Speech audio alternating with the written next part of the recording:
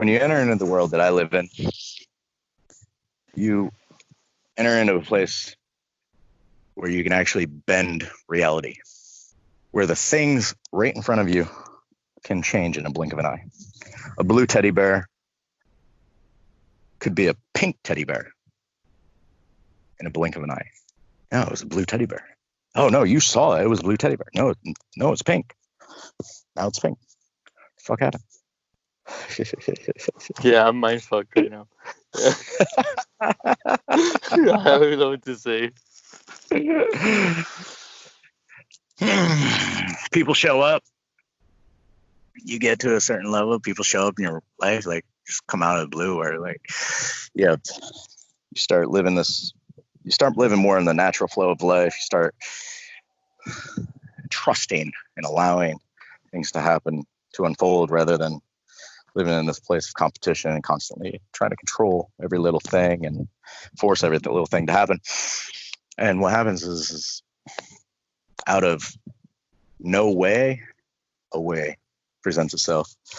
And I've had many situations, and I've had many of my clients have similar experience where you're sitting there and you lock your keys in your car and you're standing there like, fuck. Yeah, and there's like no way that you can get into your car. And then you bend down in frustration. But in that moment of frustration, you remember that being frustrated will only cause and create the reality that you don't want to experience. So you just say, you know what, because the truth is your mind can't comprehend this stuff. It won't, your intellect can't understand it. You won't be able to figure this out. So all you can do in that moment while you're leaning on the ground, you have nothing more to fucking say. You're just like, fuck it, I don't even care. You stand up and there's this man standing right next to you.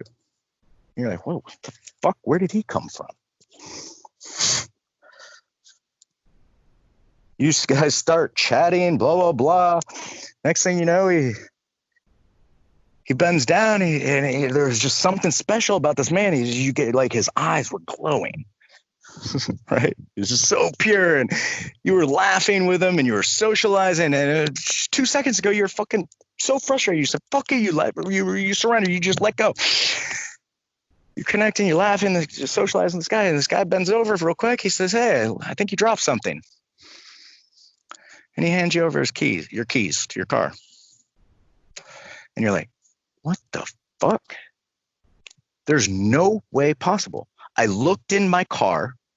My car was locked, all the doors, and my keys were sitting right there on this right there on the driver's seat. How did this guy just get my keys? You look in the car to confirm, to see, wait, you're kind of mind fucked. And then you look back and the guy's gone. There's nobody even there. That's what happened. Natural flow of life, bro.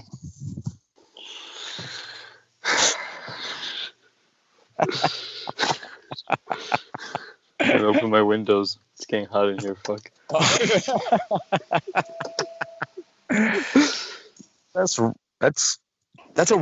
It becomes a new reality. This is not just my experience. This is lots of my clients are experiencing the same kind of things. I believe it.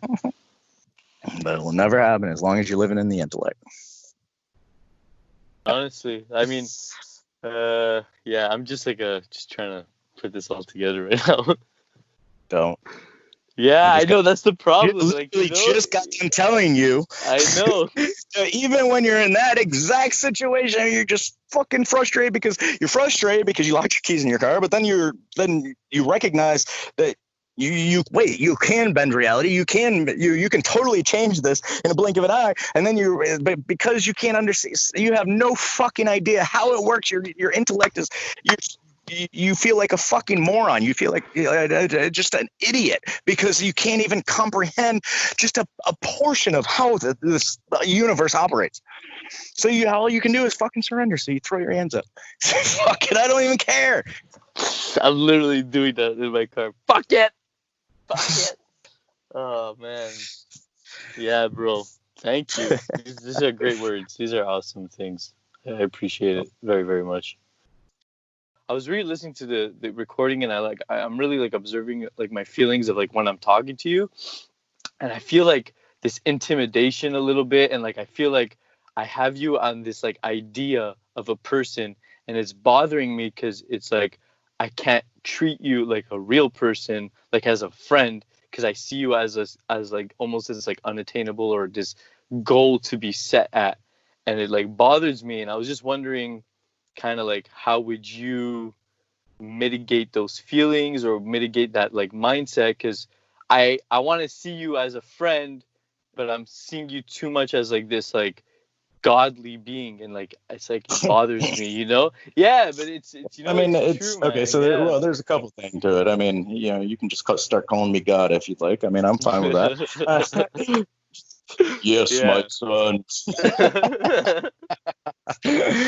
No, seriously though. I mean, it's kind of like the couple parts. Number one, I as uncomfortable as you are, as it makes you personally, like in trying to just engage in a regular conversation with me, it's just as uncomfortable for me because it doesn't allow you to fully be present with me. Yeah. It doesn't allow your best self, your higher self, to actually be with me. Like, okay, so I recognize you as you are, all parts of you just as you are, without judgment, right? I don't look down upon you. I don't look up upon you. And that's not just you, with everybody. It doesn't matter if you're CEO of Bank of America or if I'm talking to Jeff Bezos or a bum on the street. I approach everyone as equals. Everyone has their God self. Everyone has a good self. Everyone has a bad self. Everyone has a happy self. Everyone has a sad self, a lonely self. We all have many, many, many, many different parts that kind of formulate and create our personalities and, who and what we are. But the beyond all the physical and the mental and the idea and the personalities, there's the God self. And it's being able to recognize, look beyond the personality, look beyond the idea of Cory Skyy, who Cory Skyy is, look beyond what Cory Skyy has done, look beyond what all the women that he's been with, or the idea that you've kind of placed into your head about Cory Skyy. It's looking beyond that and seeing me as I am. And as I am is perfectly imperfect, just as you are. Okay. I totally understand what you're saying. And when you do that, it'll allow our conversations to flow a hell of a lot smoother. And it'll allow our conversation to be much more enjoyable.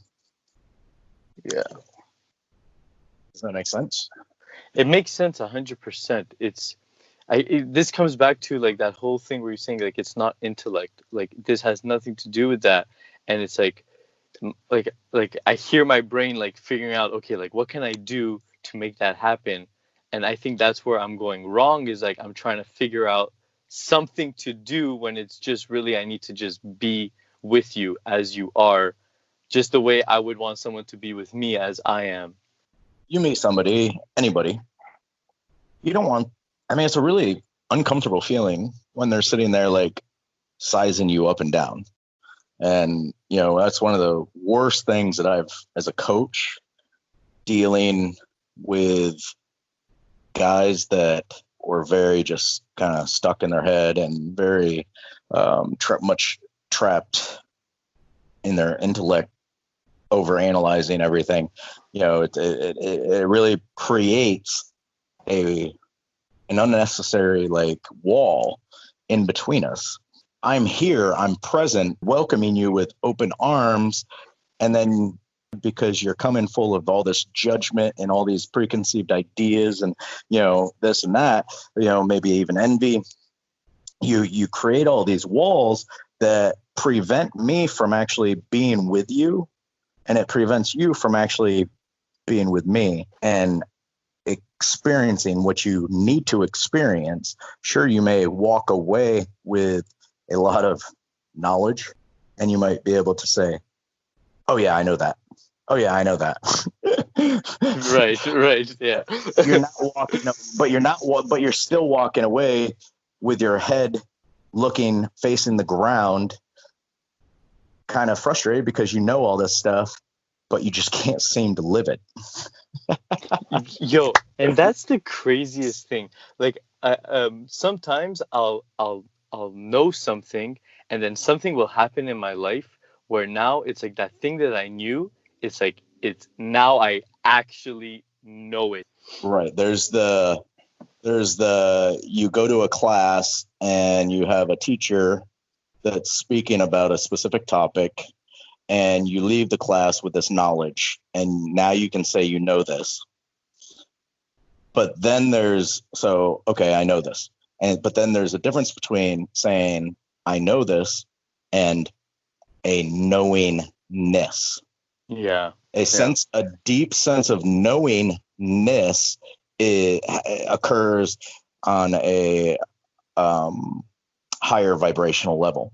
Okay. Knowingness occurs beyond the intellect, and it occurs either through some sort of a spiritual awakening, or living more consciously, or just through having personally experienced the knowledge that you gained, actually personally experienced something that solidified it, integrated it, and really kind of like sunk into your core.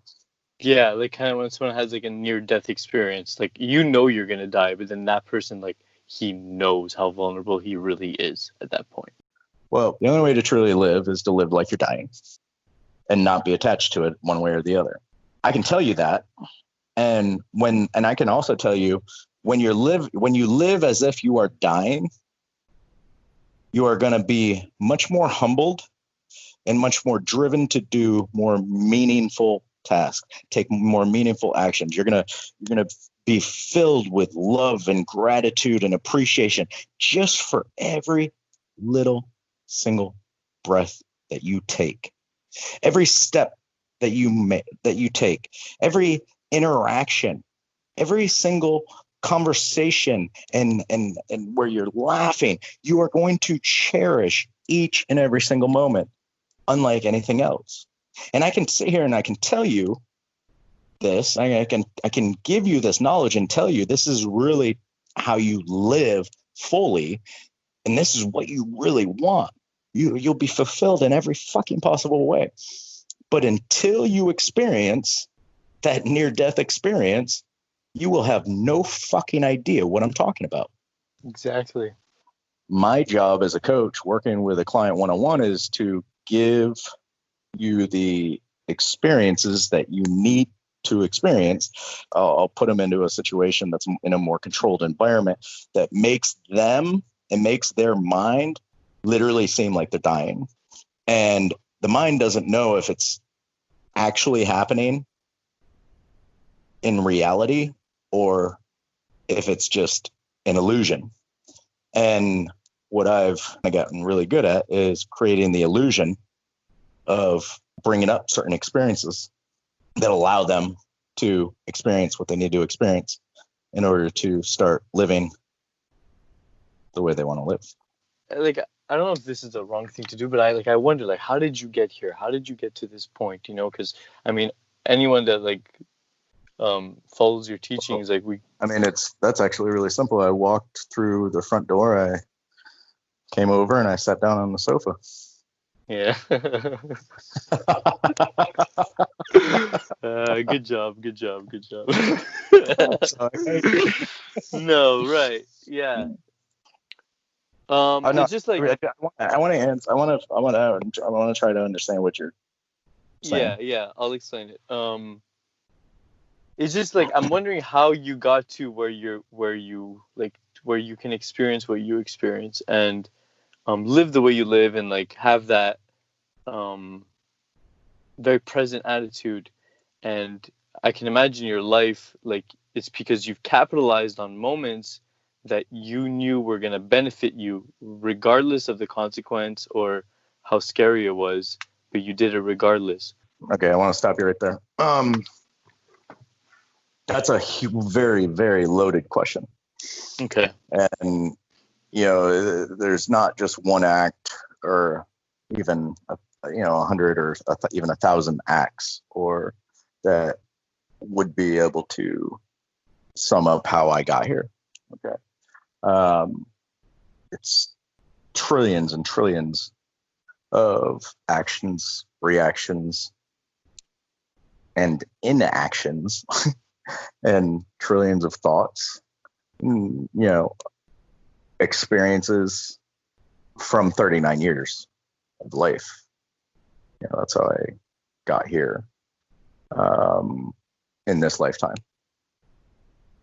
The thing that you said, where you said that I saw a situation that would benefit me, and whether it was scary or not, I acted upon it, right? Yeah. Okay.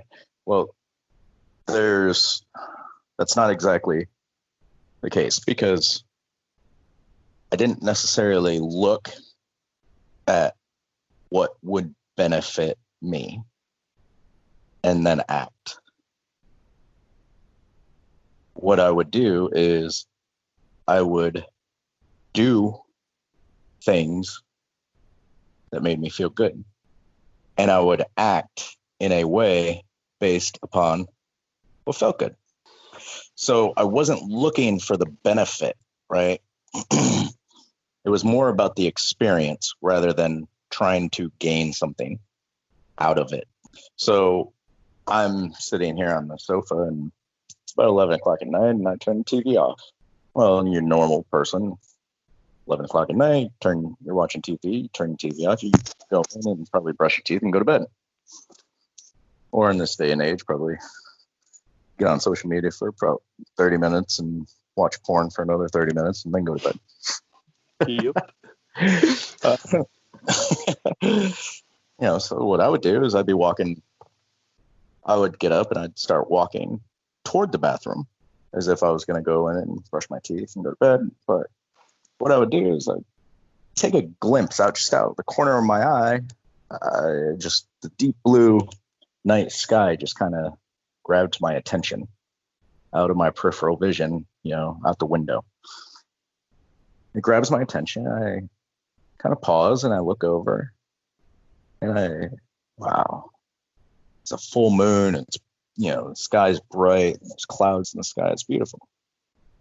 So without a hesitation, in that moment, if I got the inspiration, I wanted to experience this more, then I would change my course of my path, and I would walk outside, and I'd either go out in my yard, walk out into the middle of the street, walk out, go up on top of my rooftop and just lay there, lay down, breathe, and experience that moment as it is, with not a care in the world, with not a single thought about having to brush my teeth, having to go to bed, having to watch social media, having to jerk off to porn, having to, do anything. Just, wow, I just get this pure inspiration from out, just seeing something beautiful out my peripheral vision out the window. And I just, it's just a pure instinctual, like, wow, it's beautiful. I'd like to experience it. It's just kind of like it's like you want that moment. You want to experience that in its entirety. So you just do it. Yeah. You're just following your intuition. Right. Living consciously. Living awake. Oh, man. We overcomplicate way too much. The only reason why, so many people overcomplicate things is because that's the way everybody's been taught. If you go through the traditional education system, it's basically designed to kind of put you into your head and think you need, basically turn you into a robot, put you into a little box that is constantly chasing something, an idea outside of them to fulfill them. Yeah. Yeah. Right. But I never really bought into, that was a big thing when I was younger. I had a lot of problems with authority. And because I had a lot of problems with authority, I started questioning authority. It was more about me seeking truth rather than, okay, well, you tell me that this is important to learn. Why is it important to learn? You tell me that I need to read this book and I need to come back and have all these answers and be prepared for this test. Why? 9 times out of 10, everything that I had learned throughout growing up in school was it was completely irrelevant to life. And I said, and my way of thinking and looking at things back then was, if I need to learn it later on in life, I will learn it later on in life when I actually need it or when I'm interested in it. But until then, I have no desire to learn it because I'm not interested in it, because it doesn't pertain to me right now. I love it, man. Honestly, does that make sense? Yeah, a lot of sense. So that's kind of how I was, I would think about things. And when I was 11, 12, 13 years old, that was my approach. But, it really is, at the end of the day, it's just kind of, it's more about the experience for no other reason than having the experience. Right, just to live. To live fully. It's beautiful. I love it. It feels clean. Hey buddy, I hope you enjoyed that. If you feel you got some value out of that and would like to check out some of my other stuff, be sure to subscribe to my channel, leave a comment below, and don't forget to click on that little bell icon on your screen so you can get a notification the next time I post a video. Till next time, enjoy.